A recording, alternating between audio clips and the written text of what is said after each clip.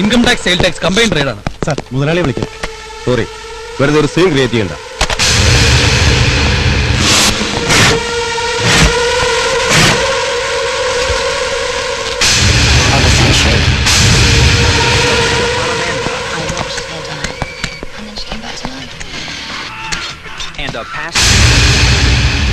Excuse me, we are coming from Central Excise.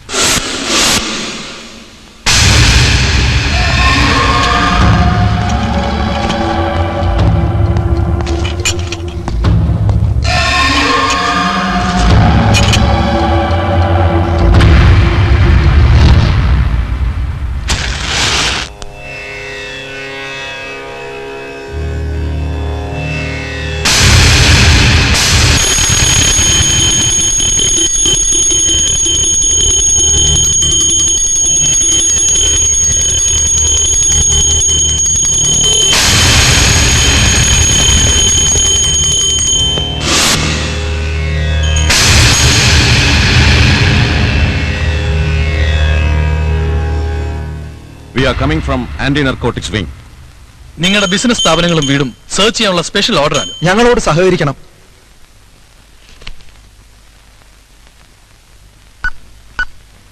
Sorry, search കഴിയുന്നവരെ ആരെയും പുറത്തു പോകാനോ ഫോൺ അറ്റൻഡ് ചെയ്യാനോ അനുവദിക്കുന്നതല്ല. Come on, search.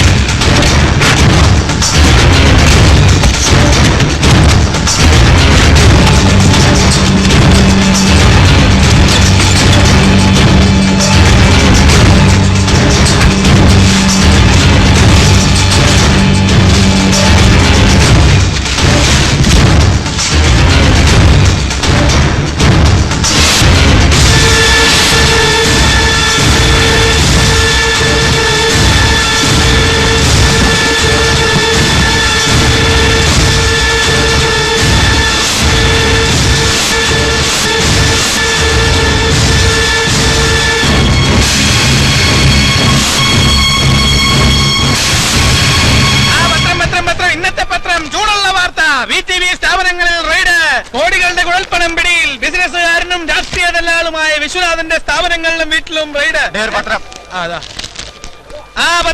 പത്രം ചൂടുള്ള വാർത്ത വായിക്കാം. VTV സ്ഥാപനങ്ങളിൽ റെയ്ഡ്. ഒരു മന്ത്രി എന്ന നിലയിൽ ജനങ്ങളോട് നീതി പുലർത്തേണ്ടത് എന്റെ കടമയാണ്. നോ നോ നോ നോ, ഇല്ലില്ല, ഈ റെയ്ഡിന്റെ പിന്നിൽ അത്തരത്തിലുള്ള യാതൊരു ഇൻഫ്ലുവൻസും ഇല്ല.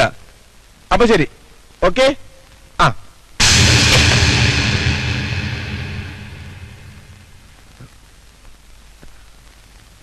ഇതാര് വിശ്വനാഥനോ? താനിരിക്കി. ഒന്ന് പിറന്നേച്ചു വന്നേ ഉള്ളൂ. ഇത് തന്റെ കണക്കൊരുത്തൽ. അത് വേണ്ട. എന്തായിരുന്നു റെയ്ഡിന്റെ ഉദ്ദേശം? അത് പ്രതിപക്ഷത്തിന്റെ ആരോപണങ്ങളുടെ വായ് മൂടിക്കെട്ടാൻ. ഇതല്ലാതെ വേറെ മാർഗമില്ല സർക്കാരിന്. പ്രതിപക്ഷം തനിക്ക് ഓർമ്മയുണ്ടോന്ന് അറിയില്ല. പണ്ട് വയനാട് ചുരമിറങ്ങി വരുന്ന ചരക്ക് ലോറികളുടെ ഡ്രൈവർമാർക്ക് ക്ഷീണം മാറ്റാനും ദാഹം തീർക്കാനും ഒരു നസ്രാനിയുടെ പുല്ലുമേഞ്ഞ മാടക്കടയുണ്ടായിരുന്നു. തന്റെ അപ്പന്റെ, അതായത് ഇന്നത്തെ കുന്നുമേൽ അവറാച്ചന്റെ. അയാളുടെ 3 മക്കളിൽ പിഴച്ചുപോയ ഒരു സന്തതി കനകദാസ് വയനാടൻ വനങ്ങളിൽ നക്സൽ പ്രസ്ഥാനത്തിന്റെ മൂർച്ച കൂട്ടി. കൂട്ടത്തിലുള്ളവരെ പോലീസിന് ഒറ്റുകൊടുത്തുകൊണ്ടായിരുന്നു തന്റെ രാഷ്ട്രീയത്തിലെ ആദ്യത്തെ കാൽവെപ്പ്. പിന്നെ ചോര പുരണ്ട കുപ്പായം ഊരിയെറിഞ്ഞ് വെള്ളരിപ്രാവിന്റെ വിദൂഷകനായി തോളറ്റം കീറിയ ഒരു ഖദർ ഷട്ടിട്ടായിരുന്നു എന്റെ മുന്നിലെ തന്റെ ആദ്യത്തെ ദർശനം. അത് മിസ്റ്റർ വിശ്വനാഥൻ. Stop it. കീറിയ ഷട്ട് കൂട്ടിച്ചേപ്പിച്ച് രാഷ്ട്രീയ രാജാക്കന്മാരുടെ ഇടയിൽ തന്നെ ഞാൻ ഇറക്കി വിടുകയായിരുന്നു. അവിടെ താൻ തോറ്റില്ല. തന്റെ ആ പഴയ ഒറ്റുകാരന്റെ മനസ്സ് യുവജന നേതാവിൽ നിന്ന് MLA വരെ എത്തിച്ചു. ആ കസേരയിലിരുന്ന് മുമ്പിലിരുന്ന മന്ത്രിയുടെ ശിരസിൽ ചവിട്ടി താഴ്ത്തി ആ കുപ്പായം ഊരി സ്വയം അണിഞ്ഞു. പിന്നെ ഈ കസേരയിൽ ഇരുപ്പുറപ്പിച്ചപ്പോ വിശ്വേട്ടൻ നിനക്ക് വിശ്വനാഥനായി. കഴിവേറെ മോനെ, ഞാൻ കുമിളിയിൽ 500 ഏക്കർ ഏലത്തോട്ടം, ഉദ്ഘാടനം കാത്തിയെടുക്കുന്ന DTS എയർ കണ്ടീഷൻ തിയേറ്റർ, താമസിക്കാൻ 1.5 കോടിയുടെ മണിമന്ദിരം. ഇതൊക്കെ 4 അക്ക ശമ്പളക്കാരനായ മന്ത്രിയുടെ മാസവരുമാനം കൊണ്ട് നേടിയതാണെന്ന് ഞാൻ കരുതണോ? പറയണോ? ഘടകകക്ഷിക്കാരുടെ ഈ കുപ്പായം ഞാൻ അണിഞ്ഞിരിക്കുന്നത് രാഷ്ട്ര സേവനത്തിനോ രാഷ്ട്രീയ സേവനത്തിനോ അല്ല. ഇതിലൂടെ എന്റെ ബിസിനസ് മേഖലയെ സംരക്ഷിക്കാൻ വേണ്ടിയാ. 10 മാസത്തിന്റെ ആയുസേ ഉള്ളൂ നിന്റെ മന്ത്രി കസേരയ്ക്ക്. അത് കഴിഞ്ഞ് വീട്ടിലിരുന്ന് വിപ്ലവം പാടുമ്പോ അവിടെ ഞാൻ എത്തും. കുഴിച്ചു മൂടപ്പെട്ട നിന്റെ പ്രസ്ഥാനത്തിന്റെ പുറംതോടിൽ ഒരു റീത്ത് വെക്കാൻ. വട്ടേ സഖാവേ, ലാൽ സലാം.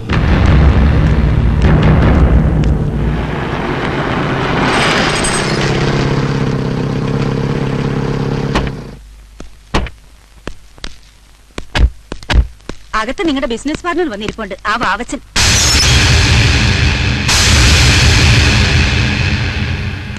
എടോ വാവച്ച, ഇവിടെ ആകാശമൊന്നും ഇടിഞ്ഞു വീട്ടില്ല.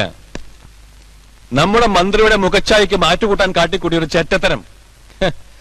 ഇതിനേക്കാൾ വലിയ ഒരുപാട് കേസുകളിൽ നമ്മൾ പെട്ടിട്ടുണ്ട്. അറിയുന്നൊക്കെ പുല്ല് പോലെ ഒരു വന്നിട്ടുണ്ട്.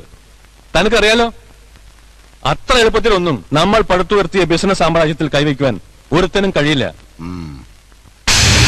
ഞങ്ങൾ വന്ന് മറ്റൊരു പ്രധാന കാര്യം പറയാനാ. ഡൽഹിയിൽ നിന്ന് സേട്ടെത്തിയിട്ടുണ്ട്.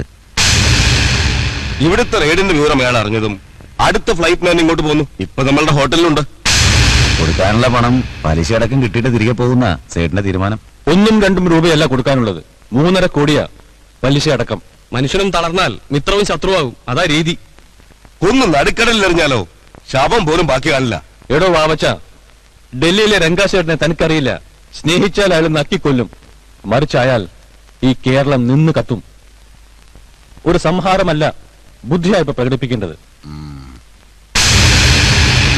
ഞാൻ നോക്കിയിട്ട് സേട്ടിനെ ഡീൽ ചെയ്യാൻ ഒരാൾക്കേ കഴിയും. ആരെയാ സാർ ഉദ്ദേശിക്കുന്നത്? പൊള്ളാച്ചി തേവർ.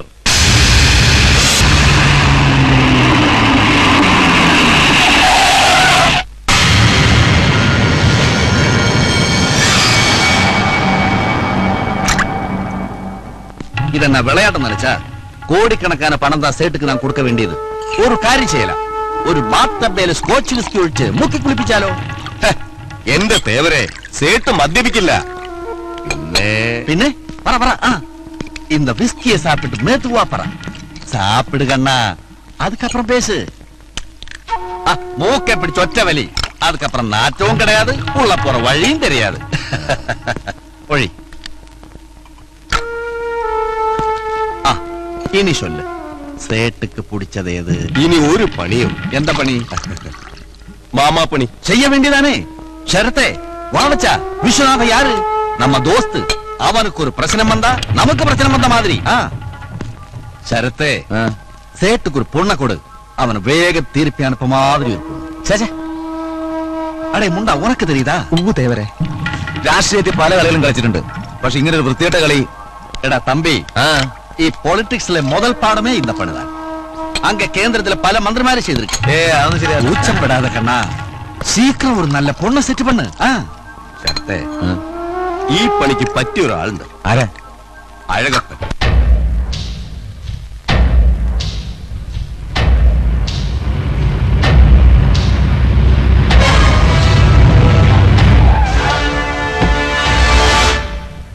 ഓഹോ, എനിക്കൊരു മാനക്കേടുള്ള പുല്ലേ.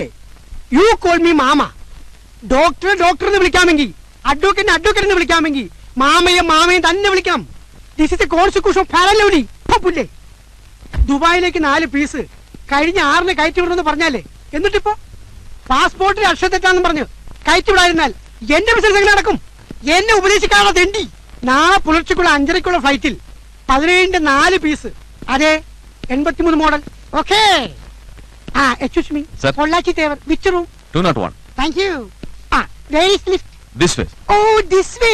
Thank you, thank you. Excuse me. Yes. This way, sir. ഒരാളെ ലിഫ്റ്റിലേക്ക് വഴി ചോദിച്ചാലേ കൃത്യമായിട്ട് പറഞ്ഞു കൊടുക്കണം. ഇല്ലെങ്കിൽ നീ അധികം കാര്യം ഇരുന്നാലേ നിന്റെ കുതം പിമ്പിലടിക്കും. I'm sorry, sir. Thanks. Hello, ഉണക്കക്കമ്പുള്ള 2 ഞാവാലി പീസുകൾ, 66 മോഡൽ, കണ്ട 80 തോന്നി.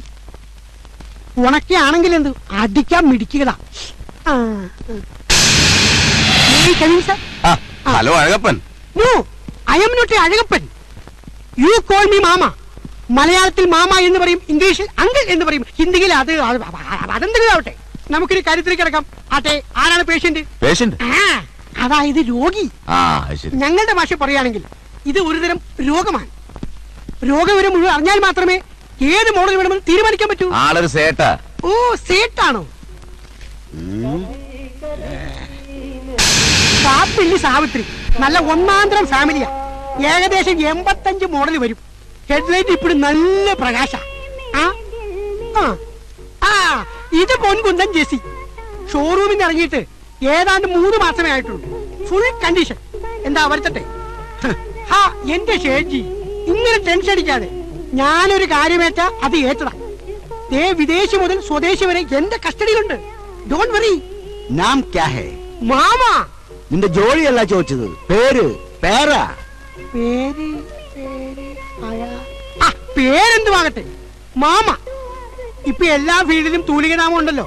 ഫോർ എക്സാമ്പിൾ പൊൻകുന്നം, ചെമ്മനം എന്നൊക്കെ പറയണത് പോലെ എന്റെ പേരാണ് മാമ. നാഷണൽ ബിസിനസ് മുതൽ ഇന്റർനാഷണൽ ബിസിനസ് വരെ ചെയ്യുന്ന ആളാണ് നമ്മൾ. വെള്ള തള്ളിപ്പൊളി പെമ്പിളയുടെ ഫോട്ടോയും കൊണ്ട് എന്റെ അടുത്ത് വന്നാൽ ഷേജി, കഴിഞ്ഞ കുറച്ച് വർഷമായി ഞാൻ ഈ പണി തുടങ്ങിയിട്ട് എന്റെ ഒരു പേഷ്യന്റും ഇന്ന് വരെ സുഖം പ്രാപിക്കാൻ പോയിട്ടില്ല. ഇനി എന്റെ ആവനാഴിയിൽ നിന്നും അമ്പെടുക്കാതെ നിവൃത്തിയില്ല. എന്റെ എല്ലാ വിജയത്തിനും കാരണമായ ഈ തുറുപ്പിലിട്ട് നോക്ക്. ഇനി പറ, ഞാൻ പുറത്തു പോണോ അതോ ഇവരെയും കൊണ്ട് അകത്തേക്ക് വരണോ? പറ. മതി, ഇത് മതി. വേഗം വിളിക്ക്. സക്സസ്, എല്ലാ കാര്യവും സക്സസ്. പക്ഷെ നിങ്ങൾ പറയുന്നത് പോലെ അല്ല സേട്ട്. ആളൊരു വേന്ദ്രനാ. വിദേശി മുതൽ സ്വദേശി വരെ. എന്തിനേറെ നഴ്സറി കുട്ടികളുടെ ഫോട്ടോ വരെ കാണിച്ചു. രക്ഷയില്ല. സംഗതി എന്താ അത് പറഞ്ഞു തുലക്കണോ? ഞാനൊരു കാര്യമേറ്റാൽ അത് നടത്തിയിരിക്കും.